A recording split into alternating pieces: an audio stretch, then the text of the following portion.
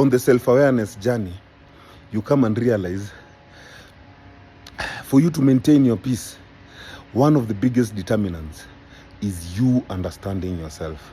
It's not how people understand you. It's not people understanding you. It is you understanding yourself. You know, most of the time, inakwaga, one of the biggest issues we have is that people don't understand us.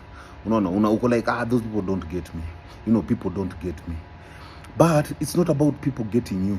It's about you understanding yourself and you understanding those people and why they are not getting you. You know, the problem is we want to force everyone to understand us. You want to, even when it's genuine, someone doesn't understand you, and it's okay if they don't understand you, because people have different experiences. You know, people have different motivations. People have different suffering. So it's not a must for someone to understand you. But now our problem is we really want that validation to be understood or people to get us. Now, what we don't understand, while we are insisting for people to understand us, we are trying to change those people. You know, you're trying to change someone. Since they don't understand, you're changing them to start understanding you. And if they don't understand you, now you become a victim. Now it's their problem. What do you mean? You who is caught up in that validation phase where you want someone to understand you, you are the problem. So in understanding it, the focus has to be on you. Understand yourself. That's all. So that when you meet people outside here, you don't expect them to do anything. You don't expect them to understand you. You understand them for who they are. You understand them for being individuals who are independent in their own thinking, their own suffering, their own experiences. You can't underplay that. The more you try to change people, the less you understand them.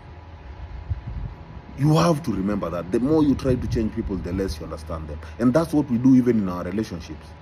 Even most of our relationships that end, they end because we don't understand ourselves. Then we blame the other person for not understanding us. You yourself, you don't understand yourself. Because if you understood yourself, you'd understand that other people are different. Not everyone is the same. Not everyone has to align with your school of thought. You know, so it becomes easier to even take criticism from outside. Instead of you seeing criticism as a bad thing, you see it as you see criticism as encouragement.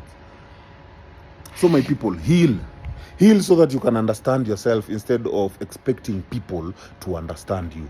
Heal so that you can understand other people to be totally different. Whether you agree with it or not agree with it, they are totally different people. They have their own experiences, they have their own sufferings, they have their own motivations, as in you name it. This is a totally different person. So learn to understand, not to be understood. Learn to understand. Heal, my people.